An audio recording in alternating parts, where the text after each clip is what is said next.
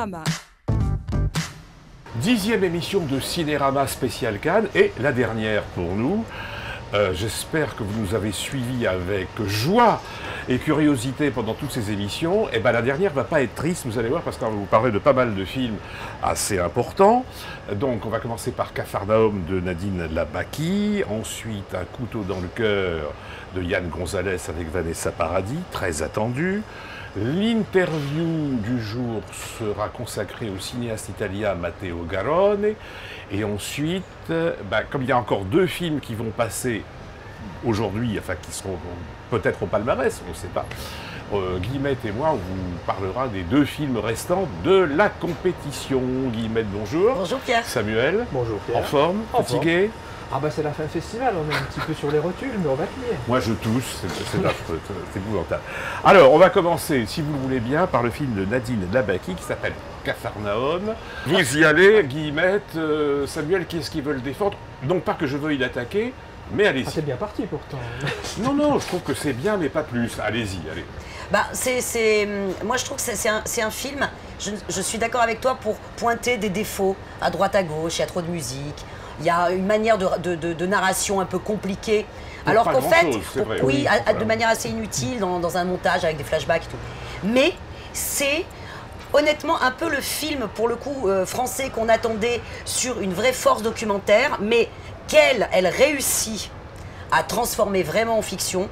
C'est un mélo, mais un mélo, un enfant, puis un deuxième, quasi un bébé qui joue, hein. Un bébé qui joue la comédie, franchement. Et c'est l'histoire de ces enfants mendiants. C'est à Beyrouth, dans des rues crasseuses, ces enfants mendiants dont les parents les ont fait pratiquement parce qu'il faut faire des enfants et parce qu'après il faut les envoyer mendier. Donc c'est l'histoire d'un gosse qui se pose la question de mais en fait on m'a fait mais pour ne pas m'aimer, c'est quoi l'intérêt de la chose? Et en plus il va faire des rencontres, il va rencontrer une clandestine éthiopienne qui elle-même est en situation sans papier, puisque ce gosse n'existe pas légalement. Non, bien sûr. Et tout ça, ces espèces de personnages, vraiment en plus, vraiment authentiques. En plus, le casting s'est fait dans les rues. Donc tous ces gens ont vécu. Ce gamin, il a vécu ce qu'il joue à l'écran. Et tout ça donne une énergie, une espèce de souffle, de rage, qui, on le savait tout ça, mais ça nous touche quand même. Il y a quelque chose qui porte au cœur. C'est vrai. Samuel, tu abondes dans le sens... Oui, je trouve le film effectivement est bourré de défauts. Tu as parlé de la musique, alors il se trouve que le compositeur, le compositeur étant le producteur du film et le mari de Nadine Labaki, c'était peut-être difficile de lui demander de couper les violons. Oui. Enfin bon, ça c'est vrai, ça gêne un peu.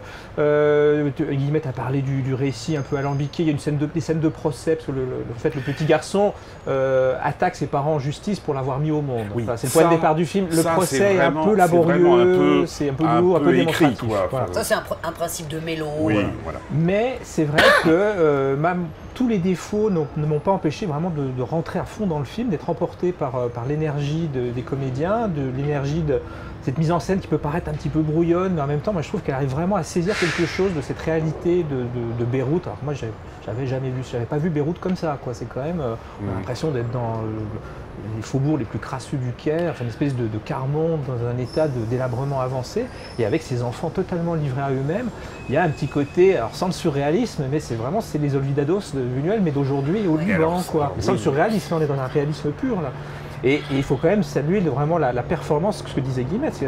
Moi, c'est la première fois que je vois un bébé jouer, mais vraiment, il joue. Voilà, je sais pas comment elle a réussi à faire ça. Projeter un petite peu, fille. là. Ah non, je te jure vraiment. Il y a des scènes, le gamin, on a vraiment l'impression qu'il obéit à des consignes de jeu et il joue superbement bien. Et surtout le petit, le bébé, et surtout vraiment le petit garçon, il est le héros du film, 12 ans. Il 12 ans, et pour moi, c'est l'un des meilleurs comédiens de ce festival. C'est hallucinant. Non, mais Pierre, c'est incroyable ce qu'il fait. Elle lui fait faire des trucs quand même incroyables. Non, pas du tout. C'est pas parce que du coup, évidemment que l'affiche, quand ça sortira en salle, ça va montrer un petit garçon mignon, trop mignon. Mais en fait, il est pas trop mignon. Oui, c'est vrai qu'il est beau comme un cœur. Mais il y a un truc, il y a un truc de rage. Il y a déjà un truc éteint. Elle n'a pas choisi le plus moche, quoi, quand même. Oui, mais bien sûr, mais il y a un truc, il y a un truc éteint chez cet enfant déjà, alors qu'il a que 12 ans. Il y a vraiment, il y a une fièvre. Non, mais je suis d'accord. Et il y a une précision dans le jeu, dans les scènes Oui. d'émotion, il y a des scènes de colère. Oui, ce petit garçon est très très doué. Il est très très doué. Mais est-ce que vous ne pensez pas simplement qu'il y a juste un principe qu'il ne faut pas jamais oublier au cinéma, c'est que trop d'hystérie tue un peu tout, c'est-à-dire que... C'est pas hystérique. Non, mais le bruit, les machins, c'est-à-dire que le film pourrait durer 1 heure de plus ou 50 minutes de moins. Il n'y a pas de progression dramatique du tout, c'est-à-dire qu'on les prend là, on les finit là. Ah bah tout de même, il y a quand même... On On peut pas dire la fin, mais c'est une lutte. Oui, Pour obtenir quelque chose. Il y a une disparition. Sur le fond, mais sur la forme, elle filme pareil absolument tout. Je sais pas, moi, la leçon d'Hitchcock était, quand vous faites un film un peu... il faut qu'il y ait des petites pauses pour que les moments intenses soient plus intenses. Là, on a l'impression que c'est filmé, mais comme ça, quoi, tout le temps. Je suis pas tout à fait d'accord, parce que le début du film est quand même plus violent. D'autant qu'il se passe quelque chose avec la sœur de ce petit garçon, du héros. C'est plus violent. Et au centre, il y a cette espèce de bulle, vraiment, pour le coup, totalement enfantine, puisque c'est un gamin de 12 ans qui s'occupe d'un bébé. Et où là, on a quelque chose de beaucoup plus, presque de conte. Donc il y a une candeur, une naïveté, une douceur qui s'installe un peu au cœur et au centre d'autres choses. Donc non, je ne suis pas d'accord pour dire que le film est constamment la même chose. C'est pas vrai. C'est pas vrai, Sam? Non, c'est vrai qu'elle arrive. Alors parfois c'est mal fait, justement ces ruptures de ton avec les scènes de procès en particulier, et quelques scènes pseudo-oniriques qui sont avec des ralentis qui sont pas très judicieux. Mais voilà, c'est vrai que moi je vois les défauts du film, et en même temps je suis emporté par ce qu'elle raconte et par ce qu'elle montre. Ça c'est l'idéal. Voir les défauts d'un film et l'aimer quand même, c'est formidable et c'est très bien. Parfait, nous passons à l'interview du jour qui est un metteur en scène italien, Matteo Garrone, qu'on connaît, dont on a parlé il y a quelques jours sur le film qui était présenté qui s'appelle Dogman. Et bien le voilà qui est là devant nous, devant vous, pour parler de son film. On l'écoute. On y va? Action.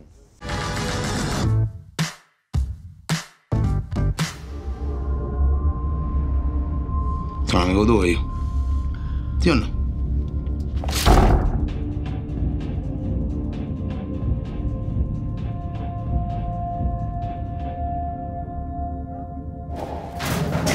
Ammazzo sta botta, apri sta cosa, oh. Apri! È la storia di un uomo che è fondamentalmente buono. Le film est l'histoire d'un homme qui est fondamentalement bon. Il n'aime pas la violence. Au contraire, il aime sa fille, il aime son travail, il aime ses chiens. Et il cherche finalement d'être aimé de tout le monde. Et il vit dans un village et il commence à avoir des problèmes, surtout dans la gestion des relations humaines. En particulier, il y a une personne, il y a un homme, un personnage qui lui pose beaucoup de problèmes. C'est un personnage qui terrorise le quartier. Del film, che è un film che si ispira. Et ce récit est tiré d'un fait divers qui s'est produit effectivement il y a plusieurs années en Italie. Et c'est un film qui reflète sur la violence sociale et surtout sur cette violence qui continue et sur la peur et sur combien difficiles sont les relations entre les êtres humains. Les relations humaines.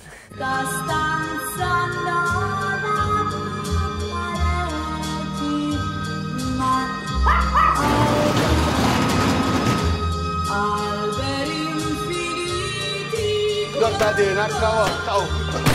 Però è vero che questo personaggio Oui, c'est vrai, Simoncino est un personnage qui exploite, qui utilise la violence pour atteindre ses objectifs. C'est un personnage sans aucune élasticité. Donc son horizon, disons l'horizon temporel de sa vie s'étend sur une dizaine de minutes, pas plus. Ce qu'il veut, il le veut tout de suite. Lì a pochi minuti. Quello che vuole lo deve avere subito. Ma è anche interessante. Mais aussi notre protagoniste, Marcello, est intéressant. C'est une personnalité qui est complexe, mais qui est aussi contradictoire en même temps. Si vous voulez, d'un certain côté, il éprouve une fascination pour Simoncino. Il lui envie la force, il lui envie le courage, mais en même temps, il a peur de lui, il le subit. Et donc c'est un homme bon, hein, mais il a quand même des lumières et des ombres. C'est un homme qui vit pour l'amour, pour cette fille, mais qui se retrouve à devoir se défendre contre le mal. Che in qualche modo entra nella sua vita.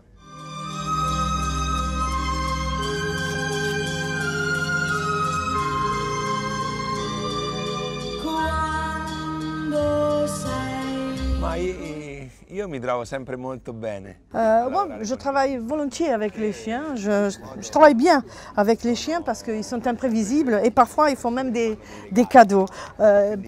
Parfois j'ai beaucoup plus de problèmes à travailler avec des comédiens qui sont très structurés plutôt que travailler avec les chiens parce qu'avec les chiens on sait jamais. E quindi non sai mai cosa farà.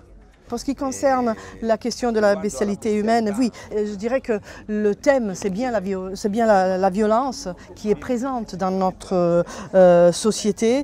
Et cette violence nous contamine et on risque de se retrouver vraiment incastrés dans le cauchemar de quelqu'un d'autre qui nous pousse dans ce mécanisme de violence duquel après il faut absolument sortir.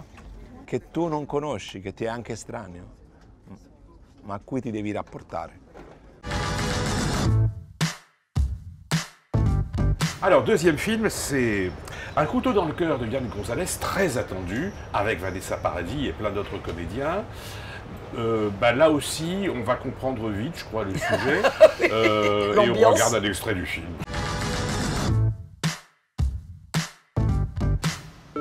J'ai besoin de toi, dis-moi que tu m'aimes. Arrête de jouer, c'est fini pour de bon. Je voudrais sentir ta peau une dernière fois, pour plus avoir peur quand je suis seule, dans la nuit. Je pensais pas que c'était possible d'aimer autant, aussi longtemps. Tu dois m'aimer. Tiens à moi, Louis. À moi, à moi, à moi. C'est un de ses amis qui a découvert le corps. Carl venait de tourner dans un de mes films. Quel genre de film exactement? Oh, arrêtez votre charme, faites pas le coup des types, ils sont pas renseignés. Dans 2 minutes, je veux tous à poil et regarde à vous, plus raide que Giscard. On se soulage avec la main, on est à l'aise entre copains. Oh, coupé. Sur le plateau, il était du genre insatiable, les yeux illuminés, à la merci de ses partenaires comme possédés. Vous savez, quand on s'oublie avec l'autre, qu'on sait plus où on est, ça vous est jamais arrivé. Une forme d'amour en quelque sorte, puissant. Horace, sans limite. C'était le dernier plan du tueur homo. Bravo.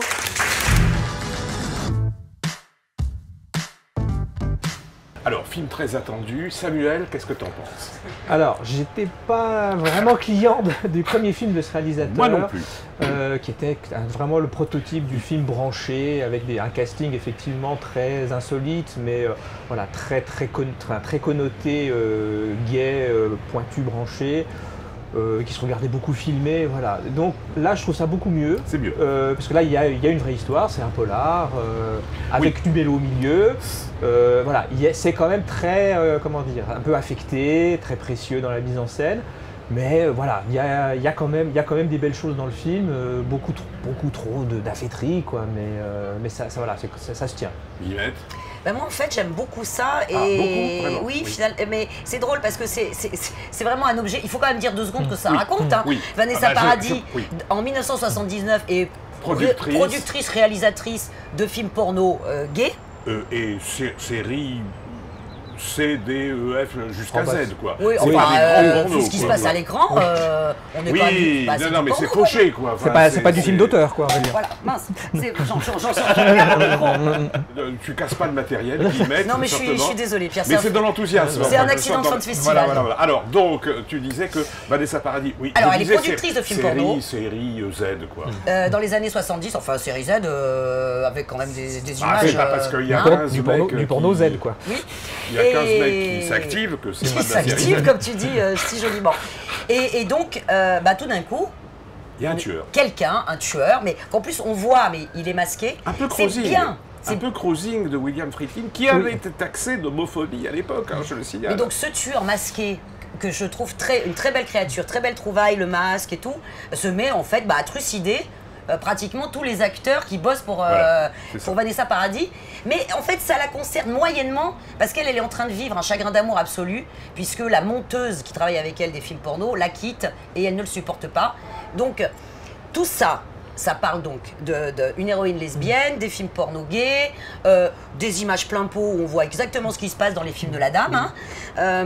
Beaucoup d'affêterie, effectivement. Mais au bout d'un moment, il y a... Le terme est peut-être un peu, mais un charme, une espèce de grâce étrange, y compris dans les affaîtries. On se dit que ce type, quand même, a vraiment un univers, une signature extrêmement forte. Je suis d'accord avec ça. Et que certains plans, on se dit, ouais, mais c'est dingue. Alors, il y a pas mal de références. Il y a pas mal de références. Oui, beaucoup, bien sûr, mais beaucoup. Parce qu'il y a Paul Vecchiali. Beaucoup. Vraiment beaucoup qui avait filmé Change pas de main, un porno comme ça avec un tueur, je crois aussi. Enfin bon, bref. Les giallo italiens. Les giallo italiens. Et Franju. Les yeux sans visage. Et après, je vous laisse la parole. Mais ce que j'aime bien dans le film, c'est plutôt le côté Franju, c'est-à-dire fantastique, quand ça dérape totalement vers un fantôme, un type qui a brûlé, qui on ne sait pas qui est devenu. Il y a une histoire de corbeau aveugle, enfin d'oiseau aveugle aussi. Voilà. Et ça, c'est très bien. Ce que je trouve moins bien, c'est justement le tournage des pornos, moi. Mais enfin... moi, ce que je trouve gonflé, c'est qu'il fait des tournages... Autant le reste est extrêmement dramatique, c'est vraiment, pour aller vite, Héros et Thanatos. Hein. Mais quand il s'agit de faire les films dans le film, là, il s'amuse et il arrive quand même à nous faire rire à certains moments, parce qu'il a un atout absolu, c'est Nicolas Maury. Ah, tu le trouves bien? Moi, le problème, c'est qu'il commence à être un peu dans le même registre tout le temps. Oui, mais c'est vrai qu'il est drôle. Mais là, en short, rose bonbon, là, peroxydé, en train de surjouer le réalisateur et acteur homo. Enfin, mais je trouve que du coup, il apporte une espèce de légèreté. En fait, c'est un film qui est constamment surprenant, où le Gonzalez nous dit, non, mais là, vous croyez que ça va être hyper dur, ça va être drôle. Là, on va faire un truc avec des pâquerettes. Là, tout d'un coup, ça va être beaucoup plus violent, faites gaffe. Et ce qui est bien, ça, c'est intéressant. Ce qui est joli, c'est l'histoire d'amour, la passion de Vanessa Paradis. Très belle. Avec de très beaux dialogues, très courageux dans le mélo. Et il faut rester jusqu'à la fin du générique, parce qu'en fait, c'est la plus belle scène du film. Elle est à la fin du générique. C'est superbe, cette scène. Et avec des héros... Enfin, je suis un peu déçu, mais c'est pas mal. Mais c'est beau que cette héroïne, qui lui fasse dire des choses toutes bêtes de... Mais il faut pas que tu me quittes. Mais la manière dont elle le dit, juste il faut pas que tu me quittes, il y a quelque chose d'extrêmement fort. Enfin, je trouve que c'est assez courageux. Mais c'est illégal, voilà, c'est ça. Oui, mais... C'est un film illégal. Et que certains. Assez gonflé, hein, quand même. Hein. C'est assez gonflé de le sélectionner au festival. Oui, je trouve ça assez épatant. Un film à ce point de genre dans tous les sens du terme. Le film, c'est épatant, mais le film ne l'est pas vraiment. C'est ça le problème. Oui, mais bon, qu'il y ait une potentielle queer palme dans le festival de la vraie palme, c'est cool quand même. Hein, j'espère que c'est Honoré qui va la voir. La queer palme, on sait pas. Hein. Là, il y a un candidat sérieux là avec celui-là.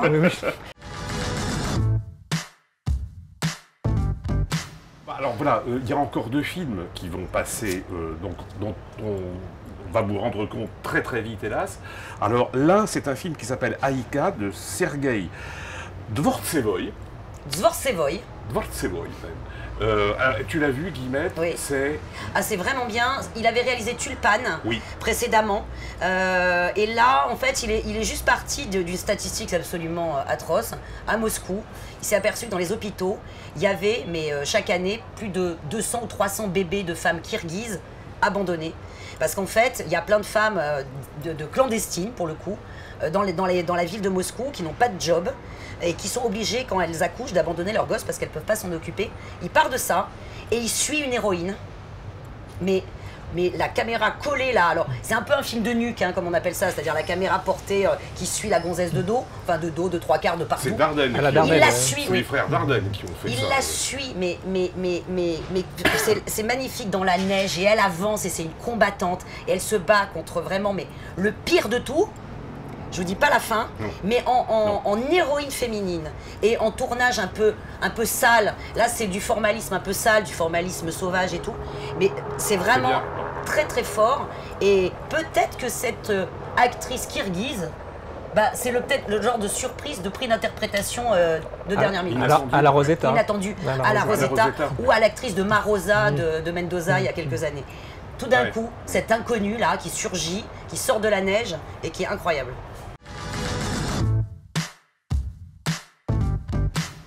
Et alors le deuxième, c'est pas le moindre, c'est Le Poirier sauvage de Nuri Bilge Ceylan, le réalisateur turc, primé avec Winter Sleep il y a en 2014.